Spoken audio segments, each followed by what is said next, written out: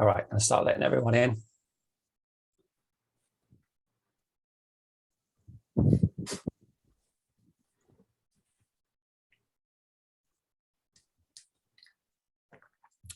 Listen in. Welcome, Tony. Good to see you. Can you hear me, Tony? Alison, welcome. Thank you. Tony, can you hear me? Hello, how you doing? I'm doing great. Yes, how lovely to see you. Yeah, it's been a while. It has, yes. It has been a very long time. How are you keeping? Yeah, just about surviving, keeping sane. 3 kids, a puppy, and a house move in the last year or so. So it's plenty going on. Yeah, well, we'll catch up after this. It would be good to, because it has been a while and a lot's happened since we last spoke, for sure. Hey, absolutely. All right. Good afternoon, everybody. We're just waiting for the others to join. We'll give it a couple of minutes, or maybe a minute or two. Video's on. Video's on if you. Video's on, please. That's it. Thank you, Jen. Well, there you go. See, we should see. You know, was that with the camera around the other way there, Jen? Yeah, too many camera options. Too many camera options. Yes, a nightmare. Got the one on the floor first. All right, cameras on if you can, please. It'll be a much better experience. Welcome. Now, is that Florence? Hi, Colin. Yes, it is. Oh, okay, welcome. Welcome, Florence. So those of you, Karen, can you put your cameras on? Julia, can you put your camera on? Stephanie, can you put your camera on? Or give us a nod in the chat box if it's not possible. There we go. Welcome, Karen. Good to see you. Welcome, hey. Stephanie. Hello, everyone. Good to see you too. I'll just give it another couple of seconds to see if people are just coming off other meetings, and we'll start with introduction. Oh, there we go. More people joining. Great. Hope everybody's having a good Monday and you had a good weekend.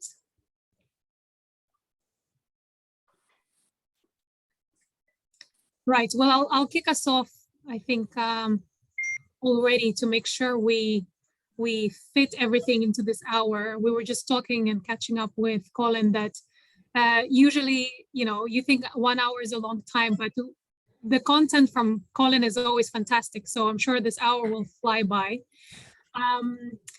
If you can, please turn on your cameras. If not, that's fine. But as Colin has said, it will make the experience much better if you can join in with your video as well. Welcome, everybody. Good afternoon to you again if you're just joining us. Welcome to the EWPN webinar with Colin Hiles, How the Best Get Better. My name is Alana Kondratov, and I am EWPN Goodwill Ambassador and lead of the content team. For those of you that are new to EWPN, EWPN is European Women in Payments Network, and it's a network for women in fintech in Europe. Our events focus on bringing women in payments together to learn about issues and trends, network with peers, and celebrate achievements from across the payments ecosystem. And for more information or to contact us, you can go to our website, www.ewpn.eu, or join us on LinkedIn. I'm delighted to welcome Colin Hiles to today's webinar. I have to say, Colin was my North Star throughout the first lockdown last year. I was lucky to attend the 6 weeks course led by Colin, organized by my employer, and his advice really helped me navigate in the times of so much uncertainty. Colin is an executive coach with over 23 years of experience. He has coached hundreds of thousands of individuals globally on peak performance technologies, on how to get the best out of themselves, and how to gain mental toughness.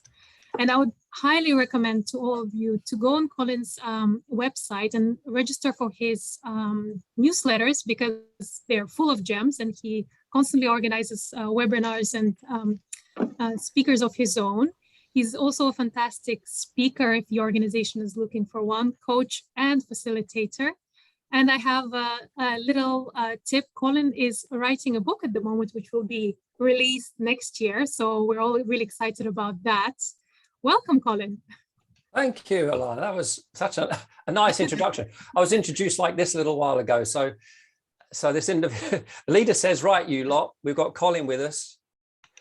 And he's a communication and sort of leadership expert, and you lot need it. And then he disappeared. So it's like, well, I think I know where the problem is. I don't think it's with anyone that's in front of me right now. It's the person that's just disappeared. Anyway, I've been told that you're going to be highly enthusiastic. Give me a thumbs up if that's true. Okay, that's about 4 of you. That's a good start. We're off to a good start. Very good. Now, there's a lot of you that are on here. Julia, is that Julia? Julia, have not got your cameras on. And I hope you've got a really good reason for it, because if you don't have a good reason for it, then turn your damn camera on. It's a much better experience for me, and it's a much better experience for those that have got their cameras on, and it's a much better experience for you if you've got your camera on as well. Now, I understand if you can't, but if you haven't got a good excuse, then turn the camera on. It's always a better way. There we go. Look, even driving, we've got the camera on. How about that? It's crazy. All right. Look, this 1 hour is going to fly by. Here's how to get best out of this. Number one, you will get my slides, but take notes. It's when you ink it, you think it and ink it, it's sticky. So it's good to do that. 2, any questions, just pop them in the chat box. You know, as we're going through, I might answer there and then, or I might hold it to the very end. I will stay on for as long as necessary. So if you can stay on beyond the hour, then that's great. And I'll look to answer as many questions as I possibly can. I haven't got something to do for straight away. So I'm very happy to do that as well. If you want to unmute and ask me a question, you're welcome to do that as well. Got no problem with that at all. And then just mute yourself again, just in case there's any background noise. But this, as I say, this hour is going to fly by. So I'm going to dive straight in, get started. Now we've got Tony on here. I'm not sure how many other men we have on here or not. But just so that you know, Tony, I have sort of written this with a real bias to women.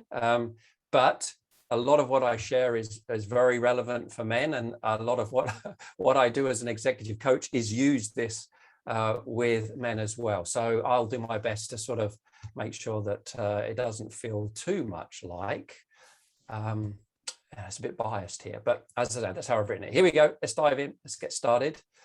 You will get a chance to open your chat box and start sharing in a moment. Let's just make sure that you can see my slides. So let me do that. Let me do this here. Give me a thumbs up if you can see the slides okay. All right, fantastic.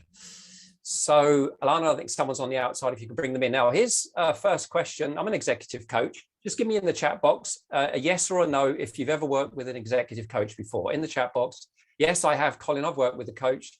No, I have not. So a yes or no. So Alison, you got a yes. Jen, you got a yes. Trigger, is that? You got a yes. Sophie, was that? No, okay. All right, looks quite balanced, I think, by that. So those of you just coming in, I've just asked the question, have you worked with an executive coach before? So Tony, yes, you've worked with one before. All right, so I think that's probably balanced, more or less. Maria, you said no. Okay, yeah, pretty balanced. Now, as an executive coach, I have a very unusual value proposition. Now, my mission is to help the best get better. And my value proposition is no growth, no pay. So if I was working with any of you that's on this call here, for instance, we would sign up at the beginning of the year. We work together over a year, and then I would get paid at the end of that year, if only you've got better. And here's the kicker, not that you think you've got better, or I think you've got better. Those around you now say you are now more effective. Then I get paid.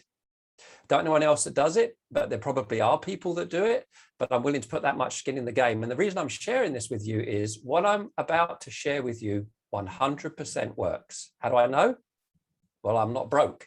So I know it works. It absolutely works, but there's a prerequisite that I will cover with you as well. Otherwise, as I say, I wouldn't be doing very well here at all. And just to give you, Mike, just to give you a bit of an idea of sort of okay, what's my experience as an executive coach, then in the time that I've been coaching, I've coached 26 women in C-suite roles, FTSE and Fortune 500. This is CEOs, CFOs, COOs, CHROs, every C that you could possibly think of, plus non-exec directs, plus company chairs as well.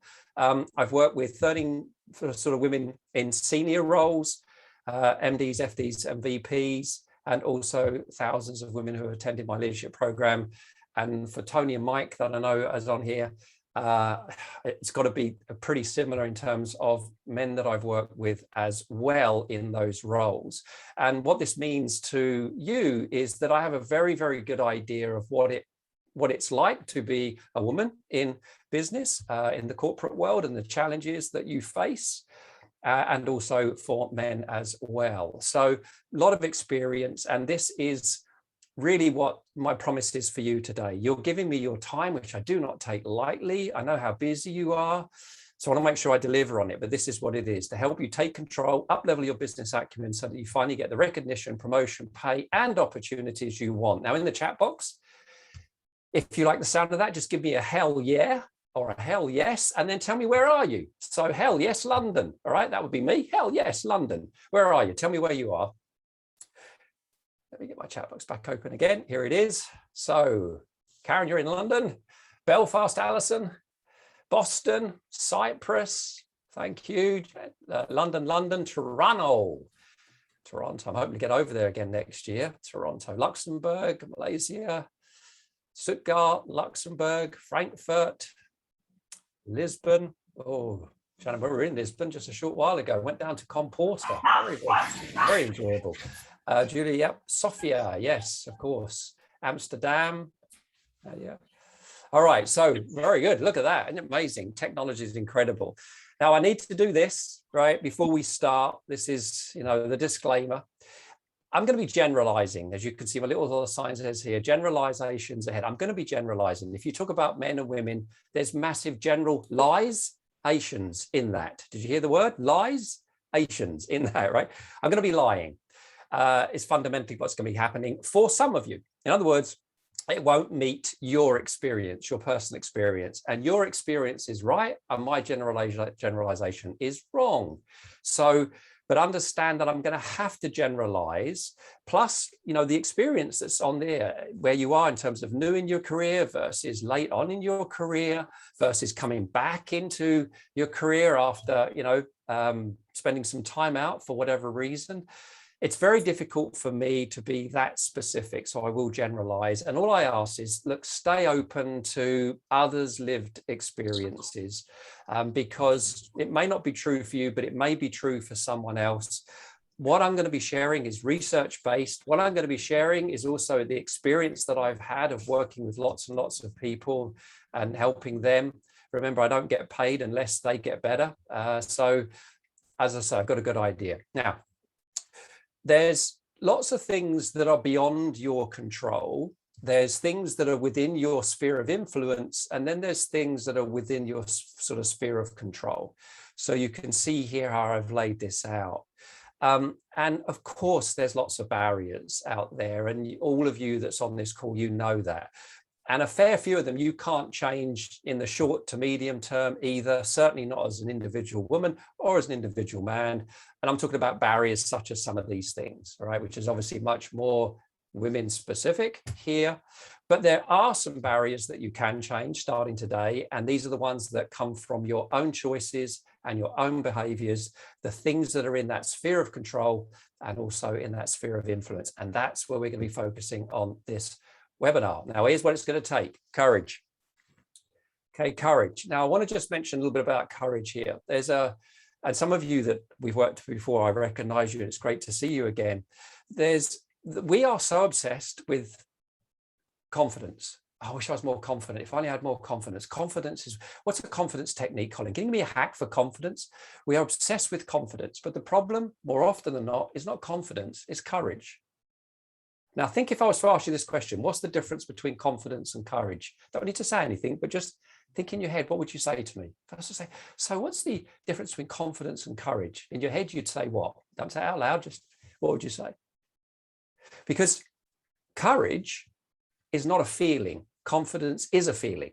You can feel confident, but you can unmute or in the chat box, how are you feeling when you need to be courageous?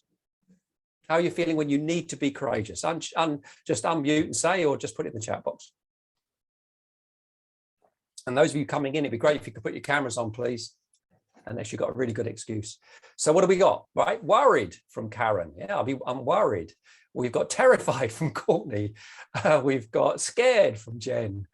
Yeah, right. These are some of the words. See, that's the reality, is that actually nervous as well. So we're feeling nervous, we're feeling anxious, we're feeling fearful, we're feeling worried, we're feeling all of those things. So courage isn't a feeling. Courage is a decision or an act in spite of how one is feeling.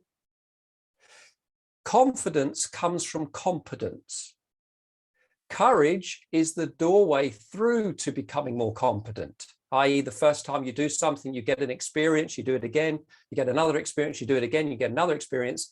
With that competence comes confidence. So courage, competence, confidence. That's how it happens. It starts with courage though. And that's what it's going to take to apply some of what I share with you. It's going to be a gulp. It means being bold. It means being brave. It means doing something that you're uncomfortable with. But that's what courage is. And a comfort zone is a beautiful place. We all live there for certain times, but it's a bit like a desert.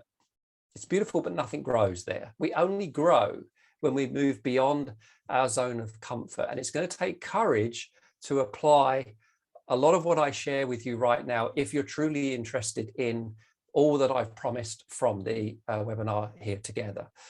Right, open chat box. I'm really interested to get your opinion. I wonder if we're all on the same page for this. So as I sort of stated in the little bit of blurb, that most of us think that the best way to get promoted is to be really, really, really good at our jobs.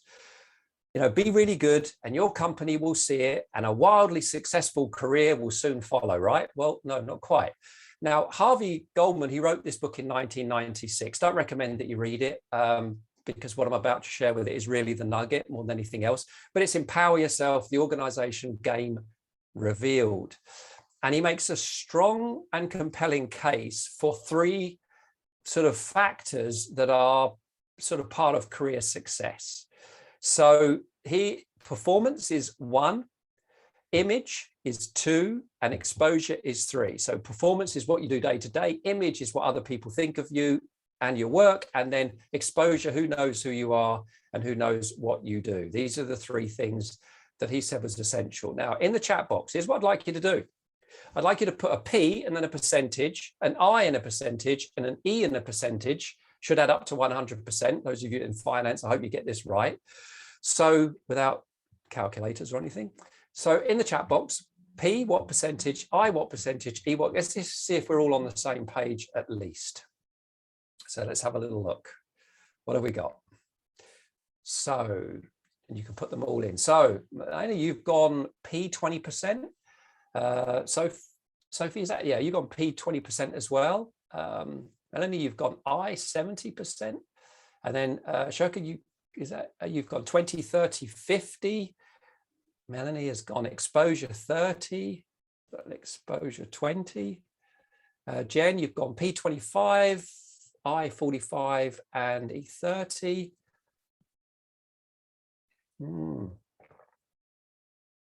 Okay. Well, so far, Sophie, you're really close. You are very, very close. In fact, I think, Sophie, you are the closest. So you could give yourself a little fist pump there. Yes. Okay, so Courtney, I keep this on a post-it on my desk to remind me. There you go. Look at. All right, let me share with you what it is. According to Harvey, anyway, here's what he comes up with, and Courtney's got it there as well, as you can see. So 10% for performance, 30% for exposure, 60% for, 30% for image and 60% for exposure.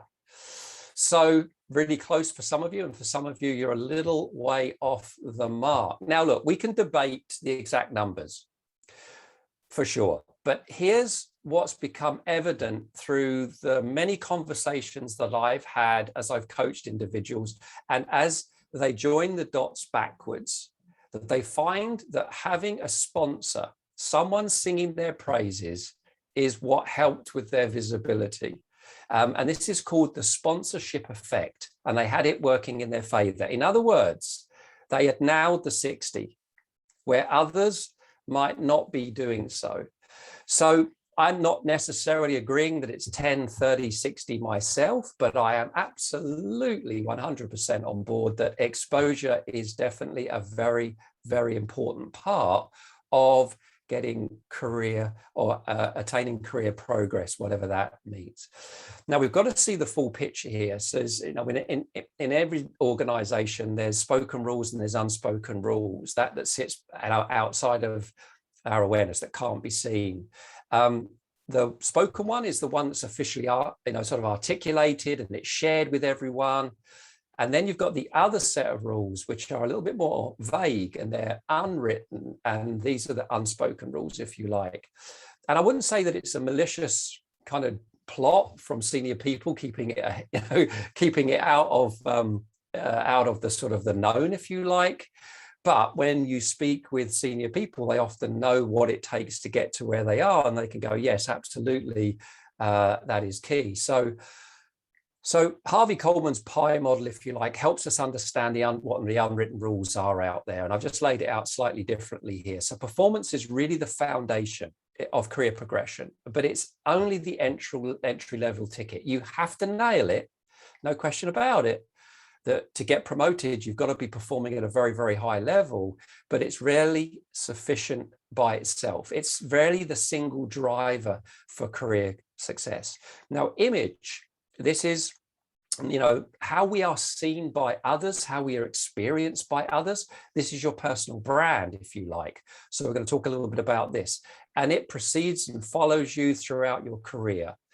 Exposure, this is all about to what extent are you sort of exposed to the right people inside and outside your organization, who knows what you do and who knows how well you're doing it. That's really what exposure is. Now, as a first little exercise that you can do, you can think, okay, well, what percentages did I put to pie? What percentages am I behaving every single day? Like, am I focused purely on performance? Which is where most people are really focused, if I'm honest, and in my experience. Because once you start asking about image and brand, most people haven't got a clue what that is. Very rare does someone really know what that is. But how do you want it to look? And then what would be a reasonable target to set yourself to start moving yourself in that sort of right direction? So a little exercise that you can do there. Now, these three now, performance, image, and exposure, will become our little agenda, if you like. So we're going to dive in, and I want to talk about some of the challenges and some of the ways out of those challenges. Some of these definitely are more, sort of female specific than male specific, but I'll make sure that I sort of explain the difference between the two. So performance is about always delivering, and everyone who is promotable performs, period. But as I said, it's not necessarily the only thing that makes the biggest difference here. And so we've got to make sure that we are getting this bit right. And that's what I want to talk about here as well.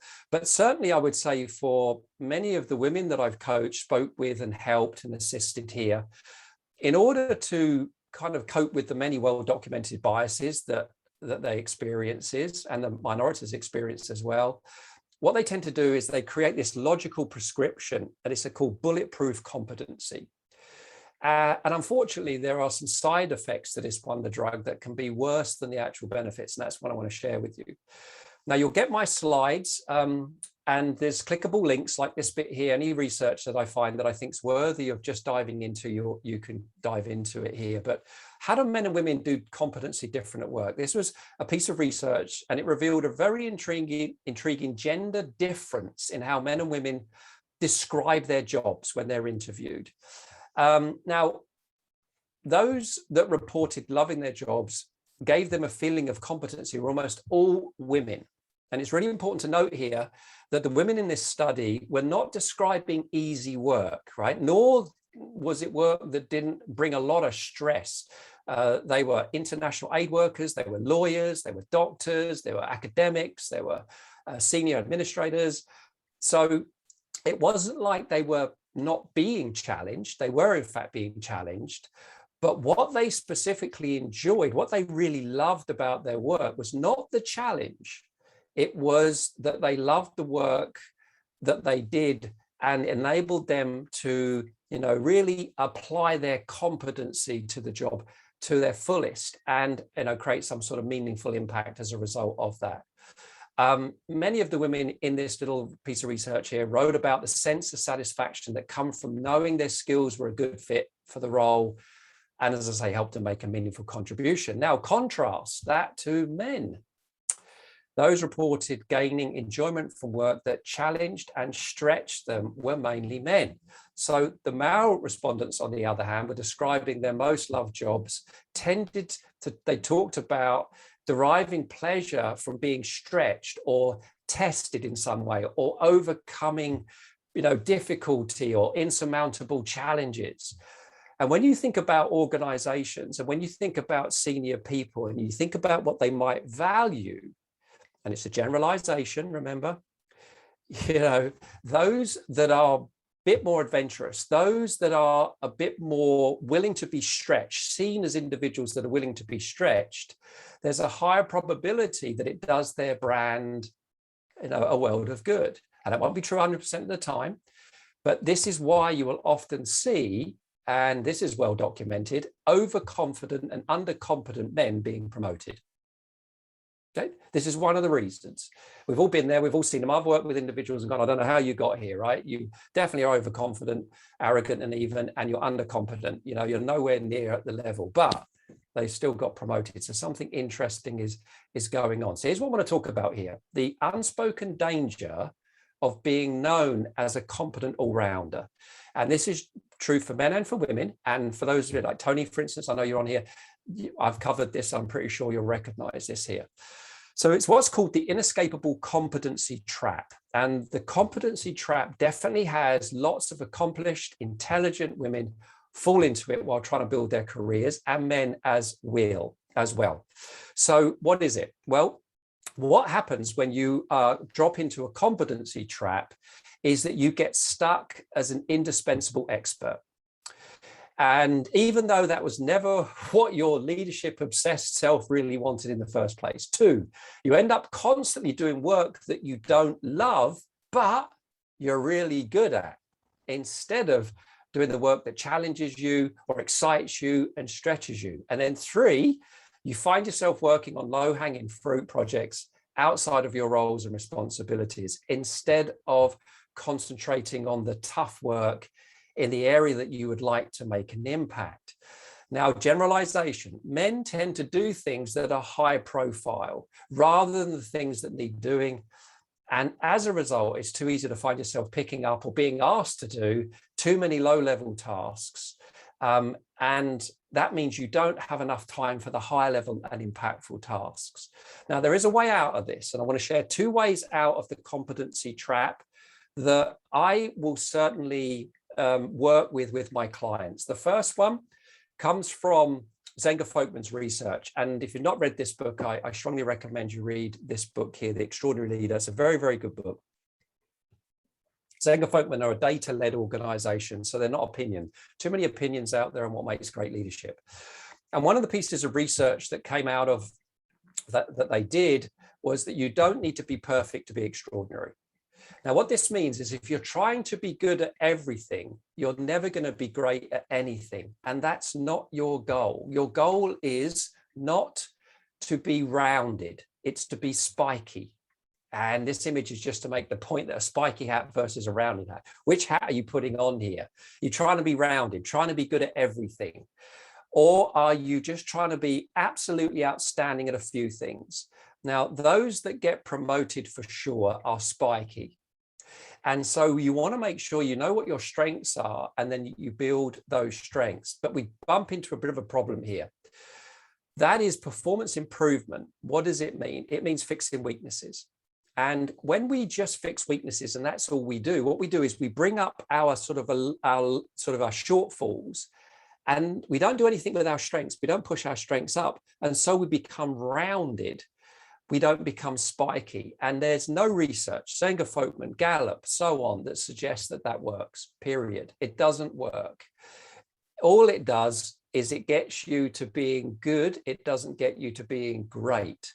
To get to being great, you've got to know what your strengths are. You've got to build those strengths. And I found this picture a long time ago. It just made me really smile when I saw it, because you think, how hard is that cow having to work at what that dolphin does so naturally? See, swimming to a dolphin is really enjoyable and they're very good at it. The cow is never going to be as good as a dolphin. But then you put the dolphin in the field with the cow and the dolphin's going to struggle, right? You say to the dolphin, can I have some milk for my latte? Dolphins don't do that sort of milk. You go, well, the cow does. Well, I'm not a bloody cow, I'm a dolphin, you know, or dolphins start struggling to breathe. What's the matter with you? I can't breathe. Why can't you breathe? The cow's not any problem because I'm a bloody dolphin. So the tendency here is that we try to make ourselves who we're not. The way that you get competitive advantage is you play to your strengths and you build those strengths so that they are what's called profound strengths or super strengths. That's what you do. That's what you're looking to do. And so my question to you here would be, do you know what your profound strengths are? Now, if I was to ask you that question, just you and I, what would happen was you would either know exactly what it is, or you would make something up. Well, I think it's, think isn't really good enough. We've got to know what are your strengths, or you would be a rabbit caught in headlights, just looking at me. So step one is we've got to know what your strengths are.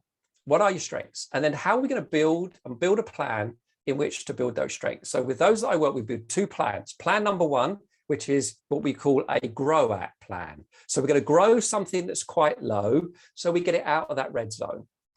And that's fine. But we're also going to have a great at plan as well. And the great at plan is, what do we want to become great at? So you want a grow at plan and a great at plan. Now, what most people do is they build one plan called a grow at plan, and they get themselves to average. They become rounded hat, not spiky hat. Goal is spiky hat. You want spikes.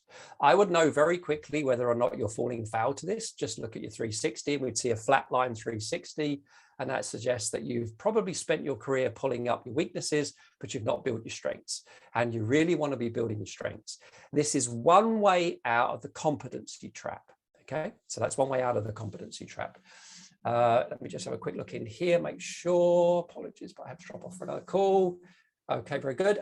Georgia, what's that? But when discussing moving to the next level, managers highlight one's weaknesses, so they should stop this. Yes, look, yes, definitely. It's a lopsided discussion. It's only one part of the jigsaw. Yeah, if there's any rough edges, yeah, if there's any shortfalls, definitely want to do something about it, but not at the expense of building your strengths.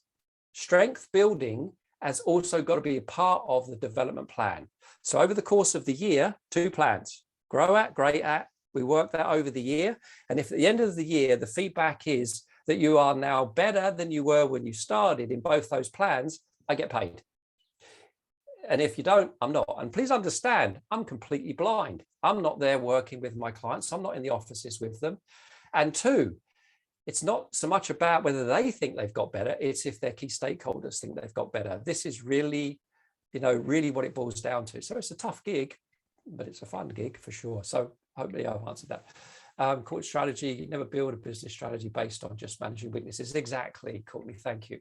So we wanted to be doing both. You want to be doing both. You want to be building strengths. You also want to be fixing weaknesses, not just fixing weaknesses. Only fixing weaknesses gets you to rounded. This will hold you in a competency trap for sure. No one seeing you is going to want you to progress because of you're so good in that role that you're in. And there's a high probability I want to keep you there versus moving out. Now that's 1. 2, let's look at the second way of getting out of this competency trap. So let me come back into here. All right. So second way out is what's called strategic incompetence. This is once again something that you can explore yourself. Strategic incompetence is the art of avoiding undesirable tasks by pretending to be unable to do them or saying no. All right, so this is really what this comes down to. Now, we must remember that you're always teaching people around you how to behave. So everybody is behaving consistent with how you've taught them to behave, which means if you keep saying yes to everything, there will be an expectation that you will say yes to more things. Yes, I'll do that. Yes, I can do that. Yes, I can do that. And this is this low-hanging fruit.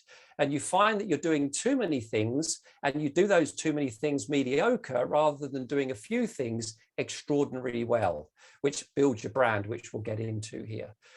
Now, many women are really bad at this because deep down they want to please people. And this has actually been called, psychologists call this toxic niceness. Now, toxic niceness is the chronic urge to please people because there's a fear of either, could be rejection, or it could be confrontation, or it could be something like that. And there's a lot of psychological research that reveals that the way that we're raised, especially, young girls are raised, they're raised as supportive nurturers and people pleasers, while men, young boys, the expectation is much more action orientated and independent. So this is definitely something that's a bit of a challenge. And just to give you an idea here, have a read of this.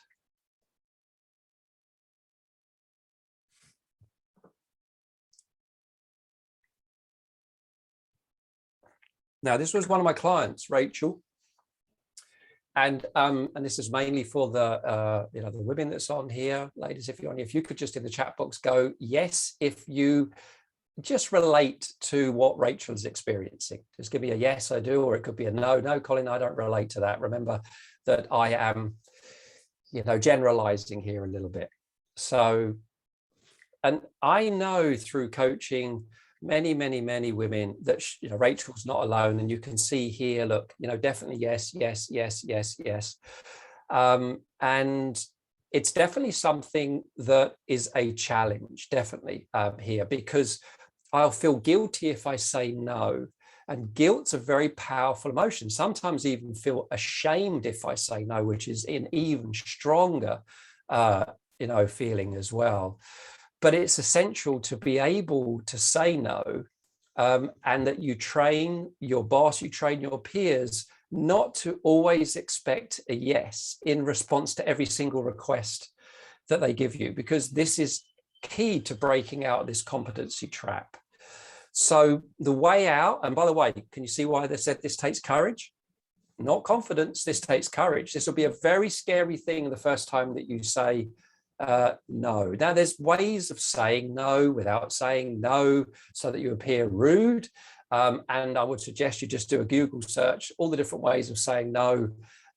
There's many different techniques that you can apply and that you could use that needs to become part of your behavior so that you are able to say yes to the few things that are really going to, create an impact, and that's going to help your brand, which is where we're going next. So two ways out of this self-imposed competency trap. Number one, build your strengths. You don't want to be you want to be spiky. You don't want to be good at everything. You want to be great at something. So stop just fixing weaknesses and just being the key word. And you want strategic incompetence as well. So pretend you're able to do something or learn to say no. It's all about managing other people's expectations. You teach and train them how to behave around you, and that starts with you, which, as I said, takes courage to do. Right, image. Let's talk about image. And I'll whip in through this pretty quick. So this is 30% of success. All right, debatable, but that's what he says. So this is all about how well do you know how people perceive you? Your image is your personal brand. It's extremely important, especially when you want to gain exposure, because exposure with a poor image is a negative exposure, which is not what you want, right? So image affects how people relate to you, how they treat you. And that's why, strategic incompetence is really important. And what it answers, as you can see here, it answers the question whether you're ready or not ready. That's what your brand is doing. Now, there's a few challenges with this. It's, I think, one of the least understood parts of, how to progress in one's career. It's not totally in your control, but it's something that you can influence. And at the end of the day, there's no on-off switch for this one. It's alive 24/7.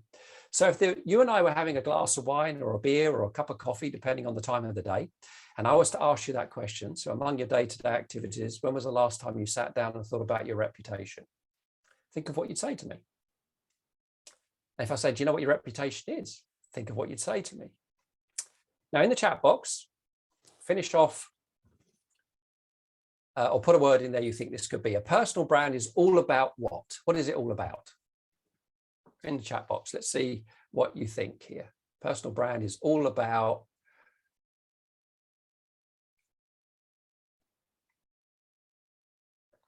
Tony's gone. Authenticity, it's all about image. Courtney, it's all about what you want to be known for. Karen, you're selling yourself. Alison, what you want to be known for. Communication. Florence, how you present yourself in front of others. All right, here's a word that's not popped up. Influence. All right, a personal brand is all about influence. It is one of the best influencing tools you have. And all of us have got a brand. None of us on here are, devoid of a brand. A brand is a story that people tell about you when you're not present. So if your name pops up now in your organization and you're not in the room, then what's that story? Now, here's something else that's also a truth. The biggest decisions that are made on your career are made in a room that you're not in. So what are you reliant on? Your brand. Story is doing all the work for you. You're not in there to defend it. You're not in there to say, whoa, hang on a second, missing a critical piece of information here. What is said in that room is what's believed in that room. So understanding the power of brand is crucial. Is it 30%? Question mark. But I know it's important. My work is all about starting understanding what the brand is, and then 12 months later having a better brand. Then I get paid. So if it doesn't, then I don't get paid. So it's really all about brand. Now, to go back into that book that I've shared with you already, Senga Folkman's book, Extraordinary Leader, another one of the insights that came out here is to get to where you want to go, you've got to know where you are. Best way to do that is get feedback. Get feedback, preferably anonymous 360. If I'm working with you, we'll do a 360 up front here. I'll also do interviews. I'll find out what your brand is, how you're perceived, how you're viewed from boss, peers, direct reports. And then we'll put a plan together, 2 plans, grow at, great at. We'll work those plans over the year. And then here we do it the same 360 again, but we look for how much you've improved versus, 12 months ago. And then I get paid if the improvement. So you've got to really ask yourself this question. One is can I chat quickly in the chat box? How many of you, tell me, how long ago was it that you last did an anonymous 360? Just in the chat box, can you let me know? How long ago was it you did an anonymous 360?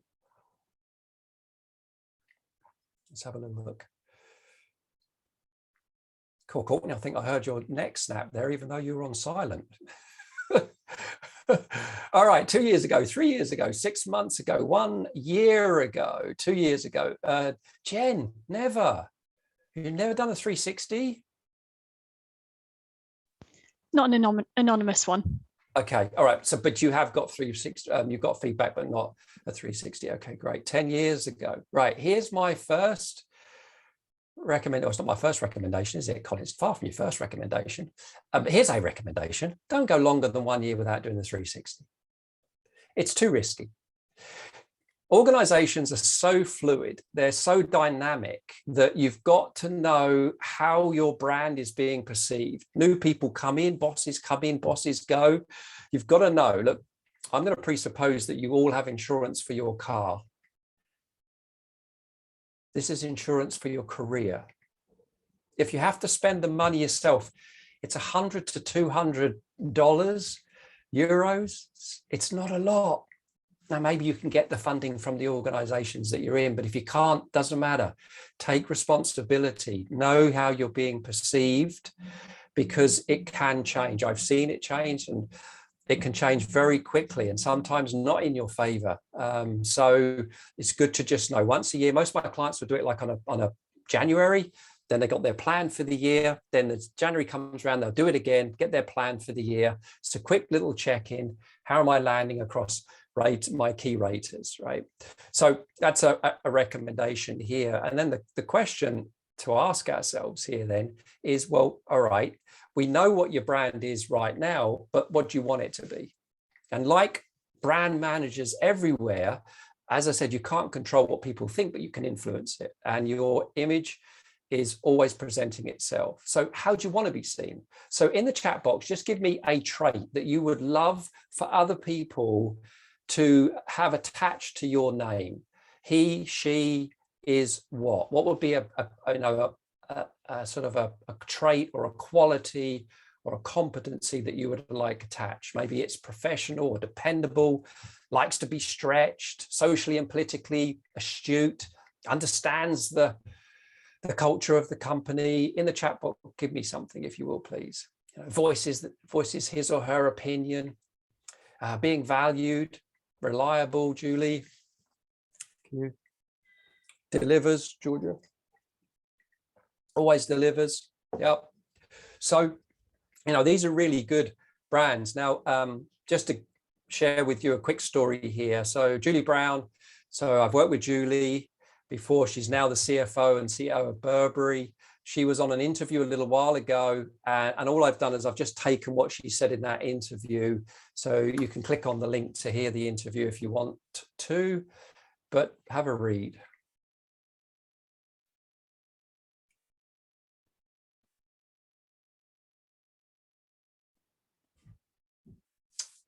Notice what it says right at the beginning, be brave, right? This is courage once again.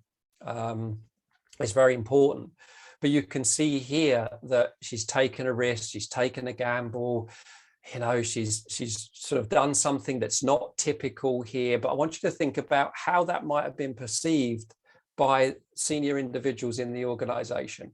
Notice how this begins to break the paradigm of competency is where I get my energy from versus being stretched is where I get my energy and enjoyment from, right? So there's a lot going on in this here. Now, I'm just going to quickly mention this and give you the opportunity if you want this or not. And some of you probably will have been on the webinar that I did. But in order to be brave, in order to overcome any doubts and insecurities, I've created this little toolkit here. Now, how many of you, just give me a yes in the chat box, have heard of imposter syndrome or have ever felt like a fraud? Just give me a yes or a no if that's true for you. So Karen, yes, yes, yes. Yeah, lots of yeses coming in right now. So I did a webinar with Tamika here, as you can see, because it was such a big subject. I kept bumping into it over and over and over again with my coaching clients, men and women, by the way. So this is not, a female thing by any stretch of the imagination, although that was what was believed when it was first identified, but nothing could be true. Now, here's the thing about Tamika, right? Tamika, at that time, she was responsible for about 14,000 people. She had won many business accolades. She sat on, I think, 10 boards, including Lady Gaga's Born This Way Foundation. But still at times she found herself feeling like a fraud, feeling like an imposter, and riddled with doubt and insecurity and all those things. So even though she had a lot of external achievement and public awards, it was no protection against feeling like a fraud. So what I've done is I've put together this little toolkit, which has the 2 training sessions in there. And also I'm going to take this recording, I'm going to put it in there, I'm going to take the slides and I'm going to put them in there as well, so that you've got this little toolkit. And if you want it, all you've got to do is put your phone up, hit that QR code or put in colinhiles.com, name and email, and then you've got it basically, and it's free. So I'll get all this done in the next couple of days, i.e. this video and these slides, I'll get them all put in there as well. So the sorts of things that you're going to learn in here is identifying patterns that undermine your confidence, managing your inner critic, being more accepting of yourself, gaining greater strength, confidence in your strengths and your abilities, and so much more. So it'll all be in there. I'll put this link back up again at the end if you want it, but I want to spend the next sort of 12 minutes on this thing called exposure. Right. So this is the critical element, right? And exposure to the right individuals is really the turbo booster of one's career. It's like that. It's like the engine for the P and the I. Acknowledges performance and it enables image. So it's crucial to gain sort of broad sponsorship and support. Unless you're very new in your career, then you definitely, it's a slightly different issue, which we'll talk a little bit about here. Now, in the chat box, I want you just to word association game. What words do you associate to self-promotion? Just in the chat box, what words do you associate to self-promotion?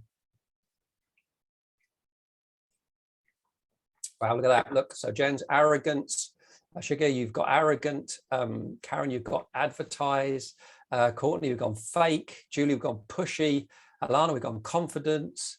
All right, this is so fascinating. I got to tell you how fascinating this is, because there's definitely a difference here between men and women when it comes to this thing called self-promotion.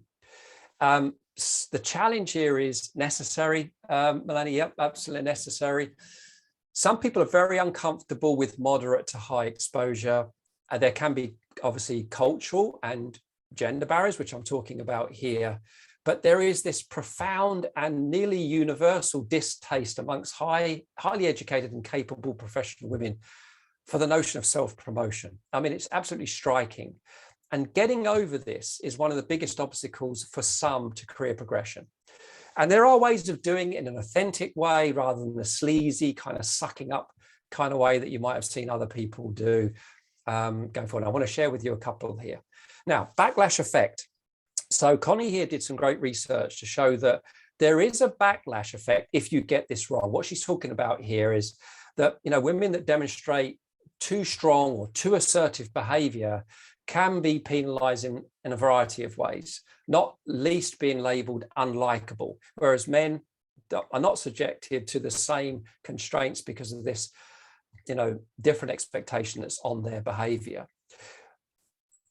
From a career building perspective, self-promotion is a necessary tool. This is another unwritten rule, something that you're not told when you start work, is it? But employment isn't like school or college where your performance is easily tracked in either grade point or averages, or where there's clear hurdles for you to jump over, and then you naturally progress to the next level. At work, your boss has plenty of other things going on besides closely monitoring your performance and passing on regular bulletins about your progress to their boss and trying to mind read what your career plans are.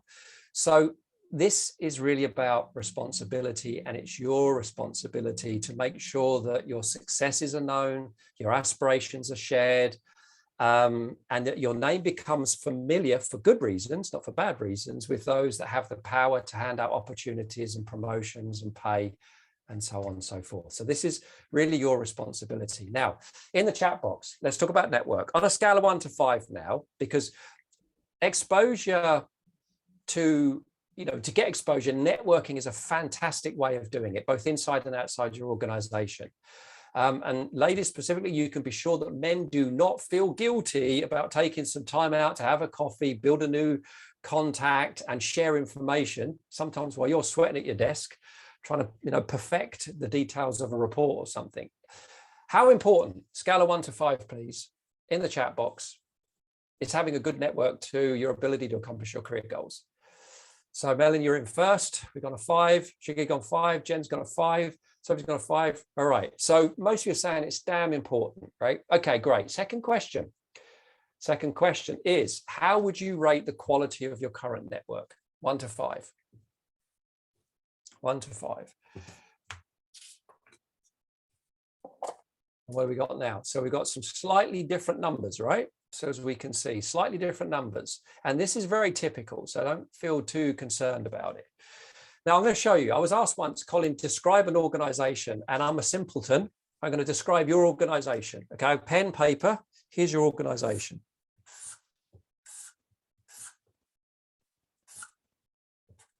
Right, that's what it looks like, your organization. Now what you're looking at here, these can be departments, they can be geographies, they could be industries, it can be practices, and that little X is you. You're somewhere in there. So how good are you at networking up and across? How many people know you over here? In this one, for instance. You see, this is what we're talking about here. The ability to network up and network across, to be known across. Now, the more senior you become, the more important this is, for sure. Because if your brand is, for instance, your brand is, well, they are a finance person in a business versus they are a business-minded person that happens to focus on finance, that's a very different brand. That brand of they're a business-minded person that happens to focus on finance is going to get you going up. They are a person that's in business, our business, that focuses in finance is probably going to hold you at the level you're at. This is what this brand shift is really all about here. So I want to share a couple of techniques in the last 6 minutes that you can adopt and you can use in which to promote yourself in a way that is not icky, shouldn't feel horrible, and is actually quite natural. And I would say women are bloody good at it because it's what you do on a day-to-day basis, just naturally. So it doesn't have to feel wrong or icky, as I say. So let me cover a couple of things with you to focus on. So firstly, some really good research that came out of this. I do recommend you tap on this and you read this, but executives were asked to reach out to people they knew but had not been in touch with for 3 years. So, you know, they knew them, but they hadn't been in touch with them in 3 years. And they found that dormant ties were rated as providing more valuable advice and novel information compared to. So here's the two little graphs to show you the difference. So one of the things that you can do is reach outside of the organization or individuals that you haven't spoken to a long time and sit down with them and sort of share with them what your career aspirations are. You know, what is it you'd like to do, things that you're working on right now, because it can make a big difference. So that's one little idea. Right. Who do you want to network with? Well, firstly, you want career sponsors, right? These are people that are singing your praises. And you also want organizational mentors. These are people that are helping you think through. Now, I want to talk about the difference between a mentor and a sponsor. Quite an important distinction this is. Mentors help you understand the unwritten rules. They provide a map for you to these uncharted corridors of power, and they reveal the business behind the business. Most importantly, by assisting you with essential, information that help you, as I say, navigate. Now, if mentors help you define your dream, sponsors are the dream enablers. Now, sponsors deliver. They're the ones that make you visible to, the more senior people within your organization, and people outside as well, sometimes. They connect you to career opportunities, and they can provide air cover when things don't go very well, which is often happens. It's sponsors that open doors to interesting high-profile projects and promotions. So in short, mentors advise and sponsors advocate. Right? So mentors advise you, sponsors advocate you. Now, sometimes they can be the same person. And if you're early on in your career, you definitely want mentors to begin with. It's really important. But here's some really interesting research, right? So I'll let you just read through these couple of bits of research.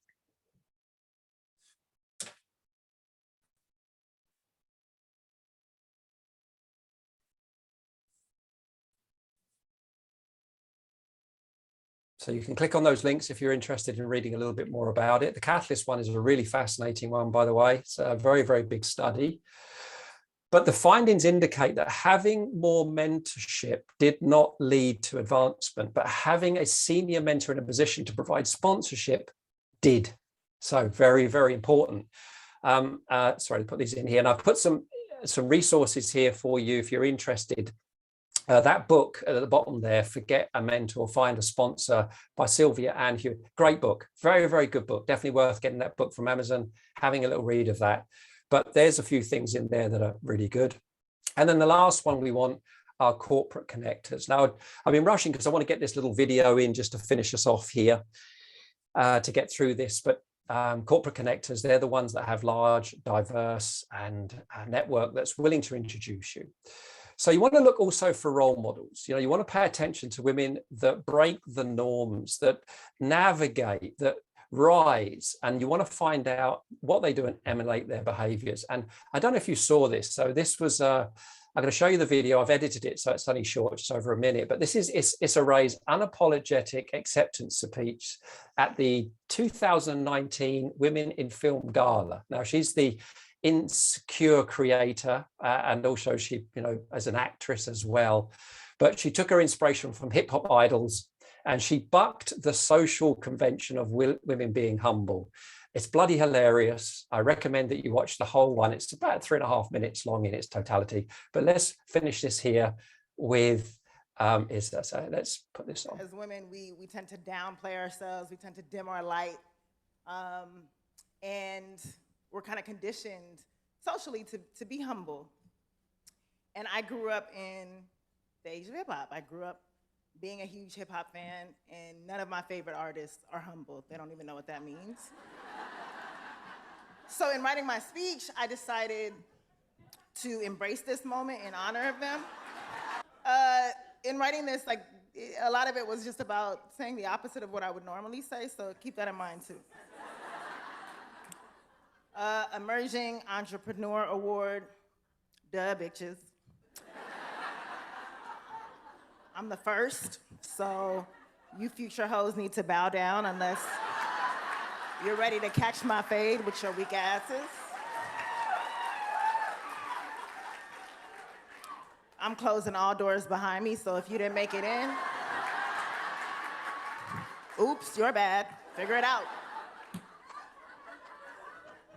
Entrepreneur means I did that shit by myself. And to everybody who claims to have helped me get here, okay, Ann. So in conclusion,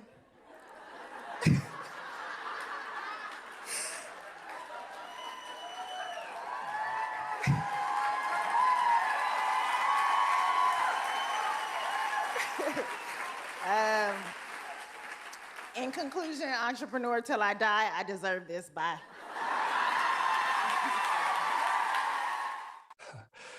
All right, so if you do get to meet a role model, then you want to ask that question.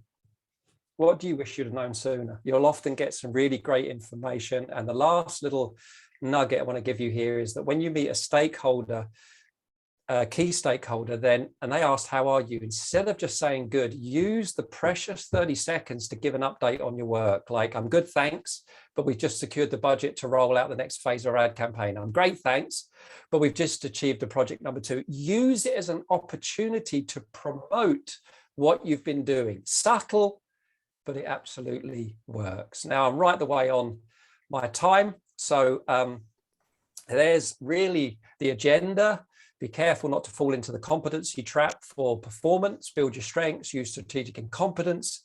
Your brand is your best influencing tool. So get the data so you know how you're landing across your key stakeholders. And then make sure that you build your network of sponsors, mentors, and corporate connectors. Find your role models. They're always there. They always exist. And they can always provide for you what you need. I'll put that back up and open it up for questions for those of you that can stay. Any questions, just unmute or put it in the chat box right now. And I'm very, very happy to answer the question or questions if you like, or if you want. What you can do is you can put in the chat box one thing that you've learned in this class that you are going to apply when you leave. All right, any questions? Can't have done that good a job, surely. I see also a lot of people dropping. I know it's a Monday afternoon. Yeah. But if anybody has any questions, feel free. You can unmute yourself as well. Yeah, unmute. You can chat with me. So I'm going to go look for a sponsor right away. That's my takeaway. Yeah, it's key. It's absolutely fundamental. Once again, Google if you want, like, how do I find a sponsor? There's plenty of great research. And if you want to target it even more, put women, how do I find a sponsor? And you'll find that there's data out there on some of the things that work. So, but it's crucial. It's absolutely crucial to have a sponsor. So we have Georgia here asking how to find a sponsor. Yeah, as I say, if you even just put a list of possible individuals that you could reach out to, that's a good start. You know, just possible individuals. Was there any other questions? Stephanie, personal branding, is that what you're going to actually get into, a little bit of personal branding? Yeah. All right. Okay. All right. No. Well. All right. I guess no questions anymore. Can't believe that I didn't get more questions. I thought it'd be a lot of questions, but hey, that's the truth. Or they'll come back to you. It was Yes. probably a lot of learnings that we had here in this hour. It was packed. So I guess no more questions, really. We're done. We're done. Your Stephanie, last thank you chance. for joining. Lillian, thank you for joining. Georgia, thank you for joining. Who else have we got? Ruth, thank you. Sophie, thank you for still staying on here. Thank you. Good night. All right. Good night. Thank you for your advice and insights, Colin. It was nice to have you. And we look forward to your next webinars and definitely looking forward to your book. All right. Thank you very much for inviting me on this. Absolutely.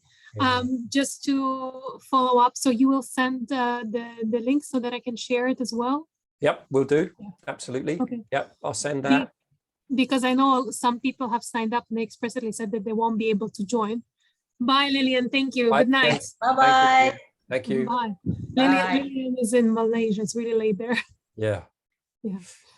Great. In that case, I will look forward to the link and I will send it out then to all of the participants and include you in the email. All right. Fantastic. If you want to also the link will give you a chance to download it because you put it on like other places. I can just put the link in the newsletter so Right. that people register with you directly then.